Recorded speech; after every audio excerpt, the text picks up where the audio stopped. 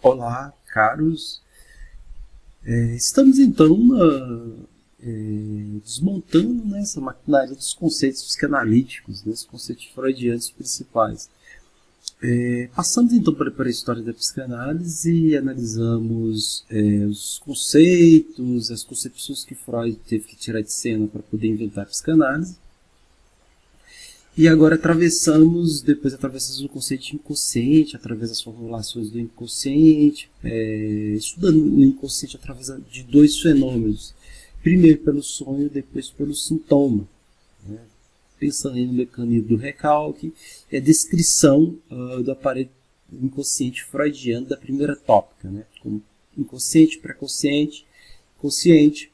Como é que ele fabrica, como é que é um aparelho de linguagem que fabrica uma realidade psíquica e que está ali no inconsciente um jogo, então, econômico de satisfação na medida que o desejo ele encontra e aparece ali investido nas representações para poder se satisfazer através das representações. Então, hoje a gente vai pensar então no conceito de pulsão, né, que é um conceito amarrado na ideia de consciente, que ele é um conceito principal em psicanálise, assim como o conceito do inconsciente ele deriva do conceito de inconsciente, né? Então é fundamental que a gente pense nesse conceito freudiano, né? E veja como é que ele se articula com a ideia de inconsciente e com as consequências dele, né? Primeiro, a ideia de pulsão ele é revista, né, através do conceito do inconsciente. Né? Muitas pessoas acham que a psicanálise ela se destaca primeiro pelo papel que colocou da sexualidade. Não é verdade. A ideia de pulsão de Freud, a ideia de sexualidade revista para a psicanálise, ela é uma consequência do conceito de inconsciente. Na medida que o conceito de inconsciente ele tem consequências quando se pensava então na vida amorosa e sexual dos seres falantes. A gente viu lá quando se viu na pré-história da psicanálise que Freud ele já postulava, né, já tinha um conceito sobre sexualidade ali na teoria da sedução traumática e ele tem que revisitar essa teoria de outra forma. Então, vamos dizer aí que Freud está revisitando a ideia de sexualidade, colocando de uma forma mais formalizada através da ideia de inconsciente, né? Que aí o inconsciente vai trazer algumas consequências no que tange a vida sexual das pessoas. Primeira coisa, a gente tem que lembrar que no inconsciente ele não tem a lógica da negação. Isso quer dizer que inconscientemente não se tem inscrição da diferença sexual. Isso que você não tem a ideia de identidade no inconsciente, né? Não vai ter, então, uma história da negação. Então, a gente se postula aqui em psicanálise que a sexualidade, que todo sujeito humano é bissexual por definição, né? Ou seja, né, já que o inconsciente ele não pode diferenciar a sexualidade, o objeto sexual, então, tende para os dois gêneros, né? E ele não vai tender para a lógica genital, porque a lógica genital ela é a lógica do todo, né? As pessoas se identificam por ter pênis ou ter vagina, ou seja, que ter pênis como representação de um homem ou vagina para representar uma mulher, ela não opera em psicanálise, já que um pênis não diz o que é ser homem, né?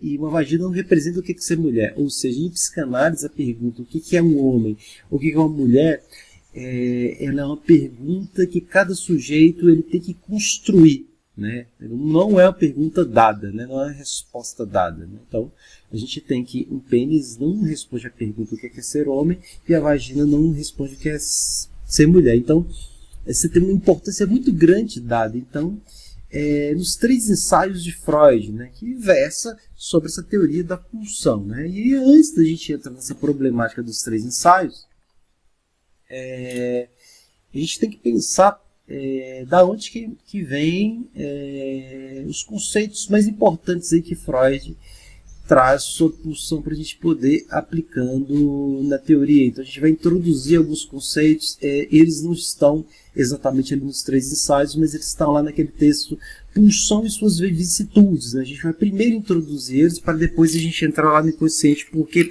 ele é uma lógica né, mais desmontada, ele ajuda um pouco a entender. Primeiro, a fonte, né, toda pulsão tem uma fonte, né, que em alemão a gente fala Quelle, da pulsão, né, ela emana no corpo. Né? Estou falando ali, tem que tomar muito cuidado que Freud não fala que a pulsão é orgânica, ela emana do corpo, ela está entre o psíquico e o somático. Né? Ou seja, o desejo ele emana de uma excitação corporal. Né? Ela não é, de fato, psíquica, ela emana de uma excitação corporal e atinge o psiquismo. Né? Então, toda excitação, toda empuxo pulsional, ele emana de uma fonte do corpo e atinge o psiquismo na forma de representações. Né? O outro conceito, ele vem de zonas erógenas, né? Que é o apoio das fontes sexuais. Então, por exemplo, as zonas erógenas, né, primeiramente, se tinha a concepção que se tinha primeiro o pênis e a vagina como zona erógena. Né? Depois, Freud vai colocar como zonas erógenas todas as bordas corporais, todos os aparelhos de percepção que manifestam uma troca com o outro, que são a pele, né, o olhar, a boca, os genitais, né, o ânus, né, o nariz, o escutar. Né? Então, todos eles, então, para a psicanálise, são zonas erógenas. Né? O objetivo, né, que em psicanálise, em alemão está Ziel, que é a satisfação. Então, toda a pulsão, ela visa uma satisfação. O objetivo da pulsão ela é satisfazer, e aí não importa como. Né? Então, aquela ideia de que a pulsão ela tende para o prazer é uma ideia equivocada, que a pulsão ela pode tender sim para o desprazer. Então, por isso que se chama satisfação em psicanálise. Né? A pulsão que tende a satisfazer não importa como. Então, existe então satisfação na dor, existe satisfação pulsional na dor. Então, por isso que ela não é via somente para o prazer. Então, qual o objetivo da pulsão? Né? É a satisfação. Toda a pulsão, ela caminha e ela exige uma satisfação. Ela tem a pressão, né? Então, quer dizer, a pulsão é um motor, né? Uma força, né? Uma medida de exigência de trabalho. Né? Então, na vida lotada de satisfação, né? Você tem uma pressão, né? Você tem ali uma exigência de trabalho para o sujeito. Quer dizer, para ter uma satisfação, o sujeito ele vai exigir um movimento do sujeito frente ao objeto. Né? Todo sujeito ele precisa de um movimento frente ao objeto para ter uma satisfação. Então, essa aí é a pressão, né? Quer dizer, uma certa exigência de trabalho. Né? Então, a gente tem que, todo sujeito que está movido pelo desejo sexual, ele está movido pelo trabalho, ele está trabalhando, quer dizer, ele não está em posição de passividade. Né? Então, objeto, né, que em psicanálise é a coisa mais rica, né, e que pode ser mais variados possíveis do objeto, né, que né, pode ser qualquer objeto, desde que traga satisfação para a pulsão. Né? Então, o objeto da psicanálise, o objeto da pulsão em psicanálise, ele é diferente do objeto do instinto. Né? Então, você tem no instinto a ideia de que cada animal, cada ser caminha para o seu par. Por exemplo, o boi caminha para a vaca, né? O rinoceronte caminha para o seu feminino, etc. Em psicanálise, não. Né? A gente tem que o homem não é o objeto que completaria a mulher, e a mulher não é o objeto que completaria o homem. Né? Você tem ali vários objetos, sem contar os objetos que a gente tem na vida. Né? O estudo, né? Os laços sociais, eles são todos objetos dignos, então, de satisfação pulsional. Né? Então, primeiro, a gente então vai delimitar o que Freud tinha pela frente antes de colocar, então, a ideia de pulsão sexual. Né? Então, a ideia de Freud, primeiro, ele vai desmontar, né, uma certa teoria que tinha na época, né, uma teoria que vinha então do cristianismo, né, de que o sexo ele serviria ao prazer e obedeceria contra os genitais. Né? Então, para essa teoria, para essas concepções da época, né, se tinha que a sexualidade ela serviria à reprodução, ela serviria à biologia.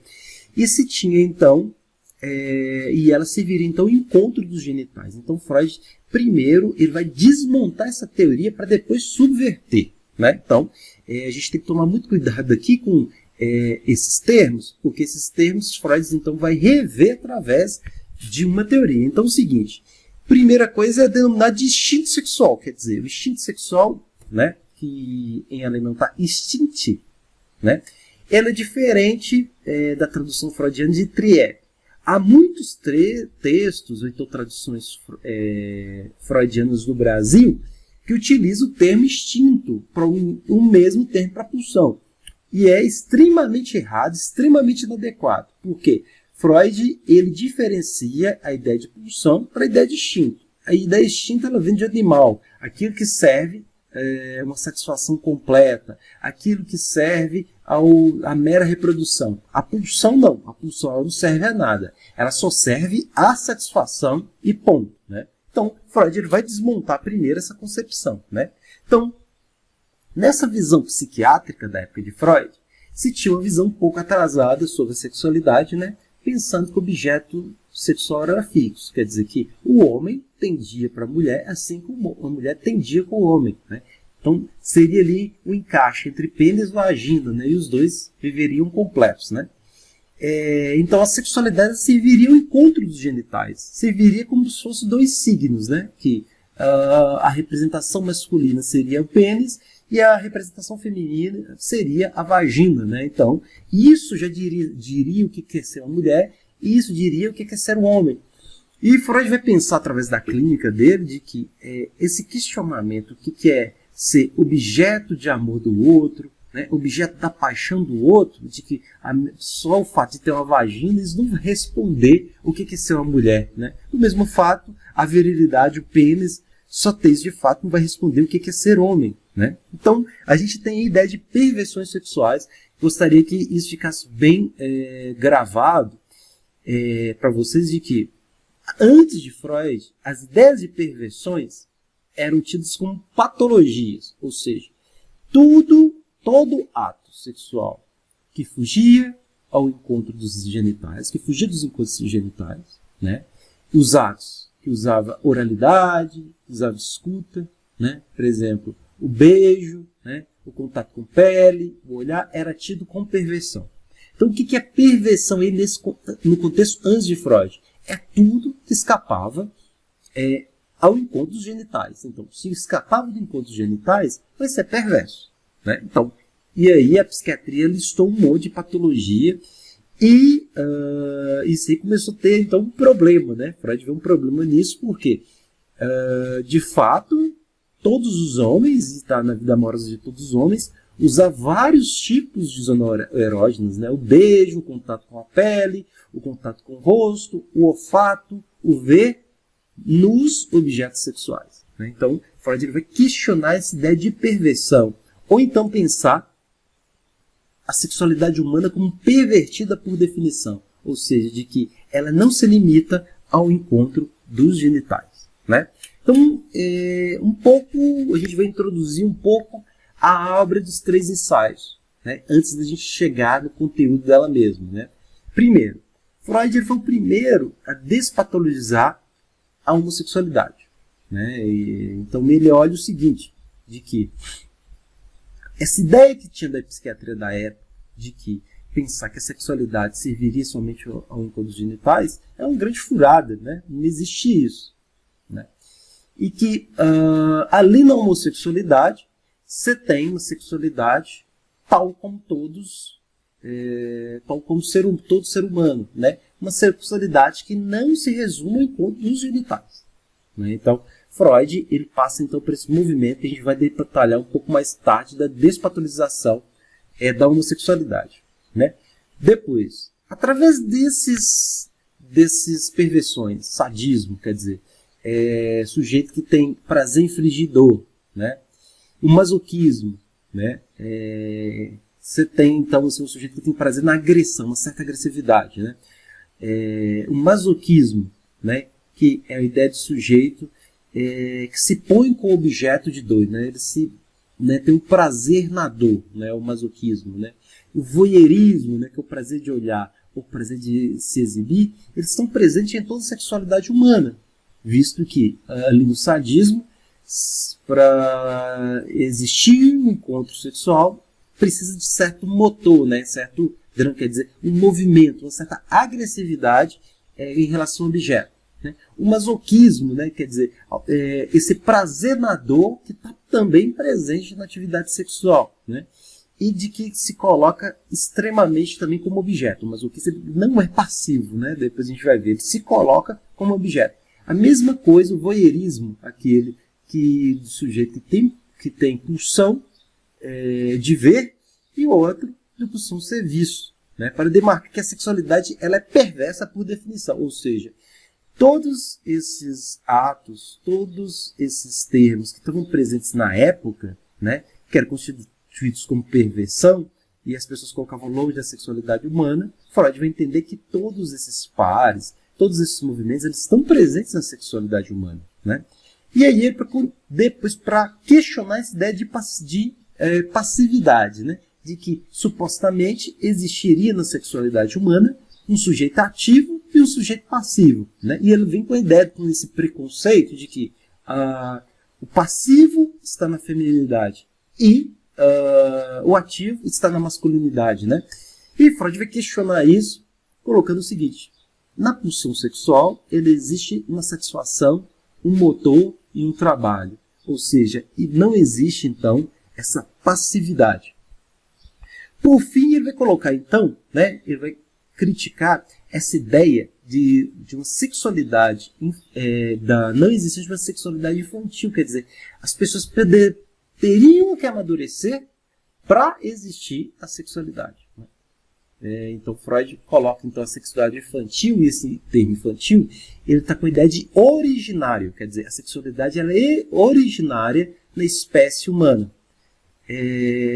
né, através do conceito do conceito de pequeno, polimorfo e perverso, né? Quer dizer, esse pequeno, quer dizer, na ideia de infantil, originário, polimorfo, né, que a criança ela não tem o genital como órgão sexual, ele tem várias atividades erógenas, e perverso porque a sexualidade dele foge ao encontro dos genitais. Então existe essa postulação da sexualidade infantil. E a diferença da perversão, quer dizer, o desvio da sexualidade do encontro dos genitais, né, para perversidade. A ideia de perversidade vem então do prazer de infringir regras, né, o prazer de realizar diretamente né, e está, na verdade, numa subversão da lei. Né? Então, existe a diferença então, em psicanálise de perversão e de perversidade. Né? A perversidade está enquanto estrutura, ao passo que a perversão está em toda a natureza humana, está focada como a perversão. Né? E os sintomas neuróticos realizados por fantasias, ou seja, o neurótico ele realiza na fantasia, né, na fantasia de submeter o outro, de destruir o outro, né, ou então de ser subjugado ao outro, né, determinadas fantasias neuróticas. Então a fantasia ela impõe aí uma certa posição sexual, uma certa realização do desejo. E por fim, né, é postulado de que os sintomas neuróticos eles são uma metáfora da vida amorosa, ou seja, quer saber o sentido do sintoma amoroso, do sintoma neurótico, é necessário então pesquisar a vida do sujeito, né? Porque ele comporta ali na vida sexual tal e qual comporta no sintoma. Então isso aí é só um jogo para a gente poder introduzir alguns conceitos, né? E poder entrar nos 3 ensaios. Então, da próxima vez, a gente vai pegar então no ensaio 1 sobre a teoria da sexualidade. Né? Então, um abraço a vocês, bons estudos, né? Até a próxima.